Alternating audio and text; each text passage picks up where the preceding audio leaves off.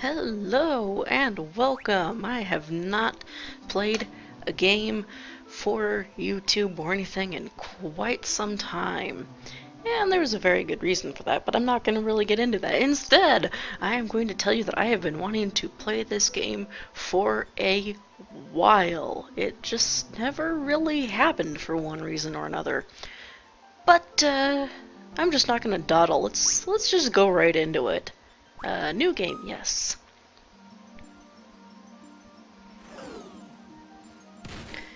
In case you couldn't tell, this is Final Fantasy III, not 6. Oh, it's auto-scrolling. I didn't see that hole there. What have I gotten myself into now? So, we have here an orphan raised by Nina, an elder to Papa in the village of Adventurous by nature, his curiosity gets the better of him as he tumbles into a hole created by the great earthquake. And we can name him. Use the keyboard to enter the name. Max 6 characters. Please do not use emoticons.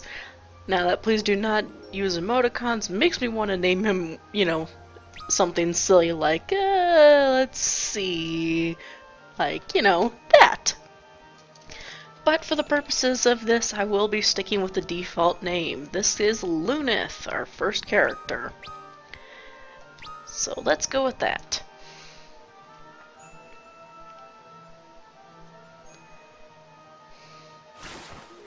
Oh no, a monster! So welcome! You were thrown straight into battle. You have attack, magic, guard, item, equipment, and rear. Most of these are self-explanatory. I will go over them in more detail later. Right now, let's just attack. Because this battle is basically foolproof, as you just saw. Attack once, hit them, and they will die. However, it's not RNG proof. Fun story. Not the first time, but one of the times I have played this, I've played it many times, I actually lost this battle because I could not stop missing, and these jerks kept critting me. So that was a fun experience. But like I said, it's foolproof. And for doing that, we get 30 gil and 3 experience and a potion. Those were monsters? How do I get the feeling this is not the safest place to be? Well, that's because it isn't. So here we are. This is Luneth, and oh god, that walking speed. And oh god, this menu. So, a fun little note, I'm just going to turn that on to run, so that when I do this, ta-da, we can run. Okay, so we're going to find another one of these things while I explain this. So a fun note. Final Fantasy III was originally on the NES, or why did I just spell that out? On the NES, I believe. The Famicom in Japan. Was never released in America. And got ourselves a leather shield. I'll equip that in a moment. And another potion. The leather shield can go in... Actually, it can go in either hand, but I'll put it in the left hand. And increases our defense a little bit. Anyway, it was released on the Famicom, was never released in the West or anywhere else, but it did get a DS remake, which is similar to what you see here, except afterward apparently it got a mobile remake, and then once that was done, it also got ported over onto Steam, which is the version I'm playing, but it is still very mobile-y, which is why we have these gigantic menu things. You're meant to be touchscreening this, but you can't actually do that even if you have a touchscreen to play on. There's something strange about that rock. Press Q to take a closer look. And exactly as he says, if we press Q, or because I'm using a controller, press L, like in the DS game, you'll notice that the rock is sparkle, and there's more monsters. Hello. For the sake of this, I will be fighting most of the creatures that I come across at least the first time, and at least in these first few areas. More on that later. job level increased. I will get into that later as well. But anyway, if you check this rock, the wall opens up. How convenient, because otherwise we would be stuck. And that would just be sad. And we receive a long sword. This is another piece of equipment. It is 2 more attack than the knife. Suggestion, do that. But a fun fact, you can dual wield in this game. Just any class. Any class can dual wield. You don't have to be any special thing. Why am I calling them classes? They're called jobs. This is Final Fantasy. But anyway, you can dual wield. So if you don't want to use the shield, you can absolutely just, have the longsword and the knife. I'm going to go with the shield just because. An Antarctic wind. So, we have our potions that they heal 50 HP, standard, the knife, and the Antarctic wind deals ice damage. More specifically, this casts Blizzaro, which is an ice spell that will not be able to actually cast ourselves for some time. You can also come over here and sort the items to, well, various different ways. I just usually leave it on the first one. Key items, we don't have any of. So come over here, and they give us another potion. They really do not want us dying. Ah, there we go. Starting to think we wouldn't get another battle. So here we have a carbuncle and an eye fang. Neither of them are too difficult. I tend to take out the eye fangs because I think they do a little more damage. I cannot confirm this, or rather I'm not going to confirm this because that would take far too much effort on my part. But they're both pretty easy. A slash or 2 from the longsword, depending on how lucky you get, will kill them, and you get a little bit more experience and money for doing so. And there's another potion, and a second Antarctic wind. Now if we come over here, a wellspring. What mystifying colors? Well, I mean, it's got a beam of light coming down onto it. You check it. HP and MP restored. Awesome. Now, coming over this way, we have another battle. Ooh, awesome. Cool. So, each area has, enemies. To 100% the game, you have to beat at least one of every kind of enemy in the game, and I'm going to do my best to actually show off all of them. This blue wisp here is the last that we need to find in this area. So, that's pretty awesome. Ow. You jerk. Oh, he's already dead. He had even fewer hit points than I thought he did. Anyway. And I gain a level. Awesome. As long as you fight pretty much everything you come across, you will gain, you probably will gain a level. So let's look at our stats here. We've got 5 in all of our base stats, and of course our stuff we gain from equipping items over on the right there. We can see our HP, our MP, our level, our job and job level. The job level increases depending on various actions you take in battle. I'm not exactly sure what they are, but you have to actually do them. You can't just tell them to do something, but they, fail to do it on their turn or something. It's hard to explain when you only have one character. Anyway, experience and experience for next level. Now,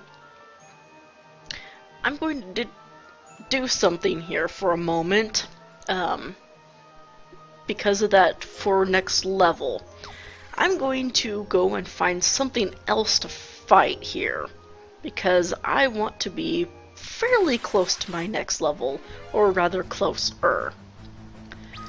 So let's just take these out. I don't want to actually get my next level, and I will explain that more in a bit. So slicey slice, you're dead. Huzzah. And how much did that get me? 5 experience. I could probably do one more battle. Yeah? No, I think I'll stick with that. I don't want my next level to go under 20. It can be 20, it can be under 20, or it can be over 20. I don't want it to be under. And just because I'm going to recover again, because, annoyingly enough, when you gain a level, your hit points don't get restored. So as you saw, I had 31 before my level, and I still had 31 when I leveled. But, yeah. Oh, hey, look, another battle. So this is a chance for me to explain another mechanic. If you hit whatever you have set for your L and R or run or whatever buttons, for me it's Q and R, or on my controller L and R, if you hit just one of them, your character will attempt to flee, and I was successful, so I ran away with only taking 1 damage. Ideally, I wouldn't have taken any, but I can spare 1 hit point. Anyway, if you come into here,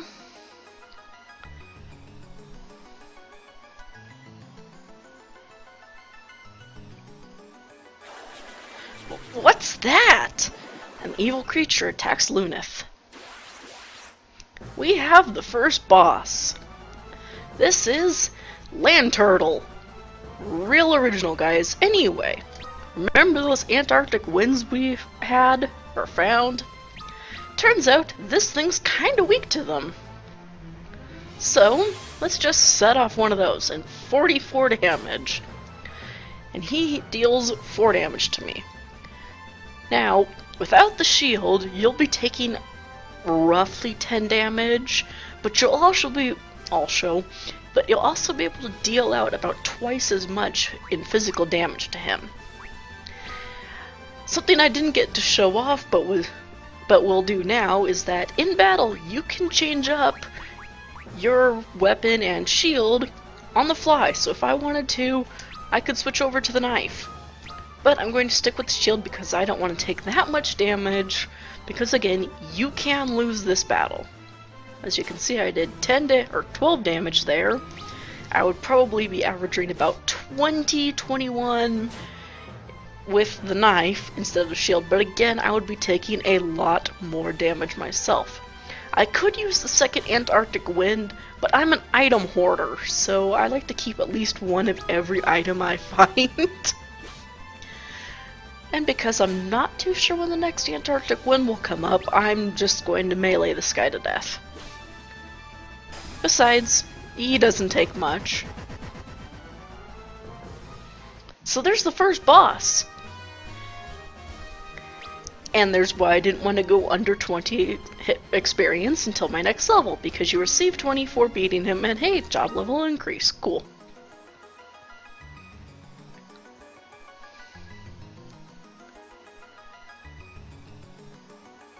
Looking a little tired there, Luneth. You have been chosen. Actually, I should give this thing a funny voice. Who's that? Who's there? Warrior from the land of darkness, you have been chosen as the bringer of hope. Yes, approach the weird thing talking to you. Oh, it's a crystal. Is this crystal talking to me? That's what it looks like, Luneth. Darkness is threatening to engulf the world. When light is lost, the equilibrium will be no more. What are you talking about? There are others who share your destiny. You must seek them out. Reading was never my strong suit.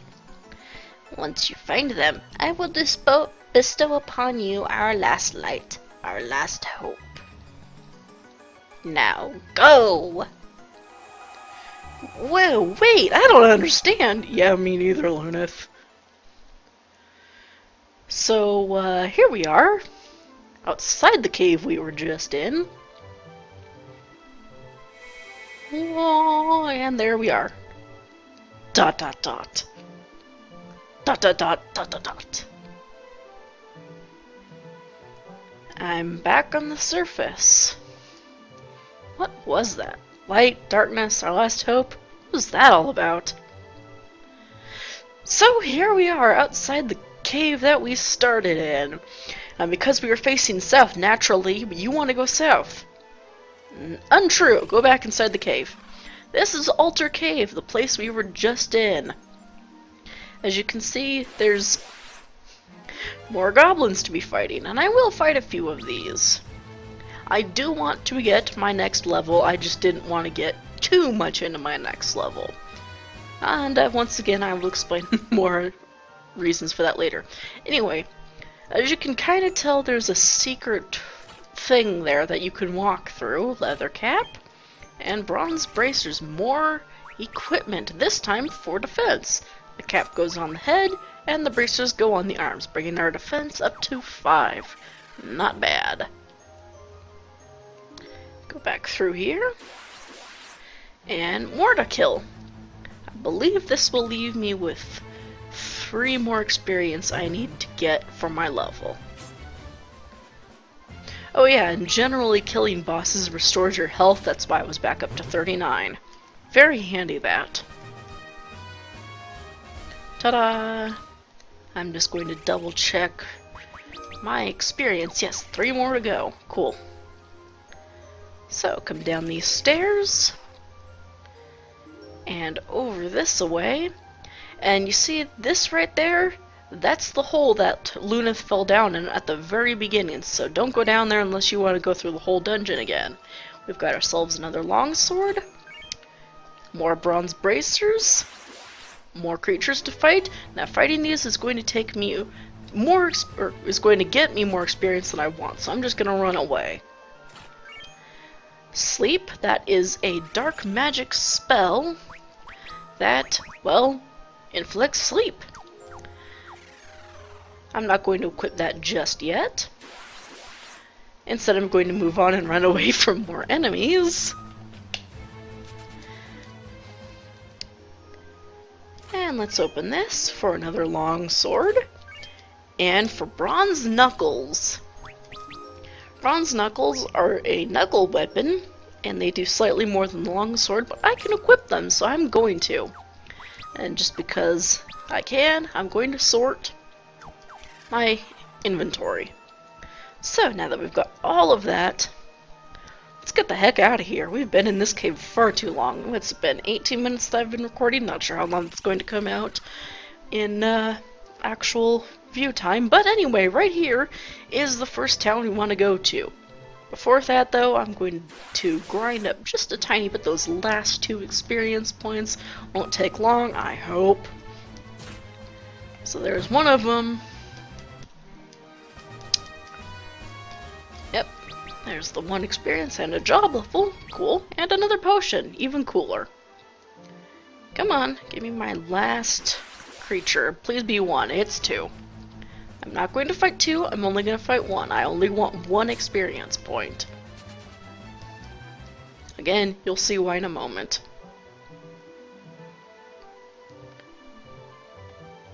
Come on, give me my last battle. 1 goblin, 2. Oh boy.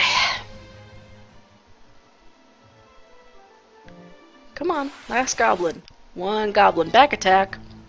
Okay, so in a back attack, as you'll notice, he didn't manage to do any damage. In a back attack, those who are standing in the front will be positioned in the back, and those in the back will be positioned in the front. I'll go over that more in the somewhat near future.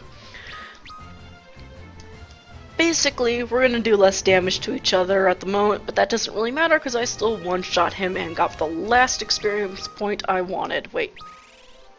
Excuse me? Okay, apparently I miscounted. Oops. Okay, so there's still 1 more experience point. You were probably shouting at me about that, those of you who could math better than I could, but hey, we're still good.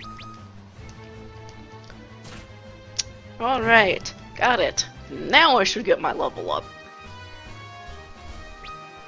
There's my level. Alright. Let's just take a quick look. Not doing a whole lot better. My health is at 46. That's kind of on the lower end of what you could have at this moment. But, cool. So, I could go into town, but I think I'm gonna leave it off here. I know, kinda weird leaving it off from grinding a little bit. Trust me, that won't be so bad, the grinding part anyway. In the future, I'm just rambling at this point. Anyways, I will see you in the next episode.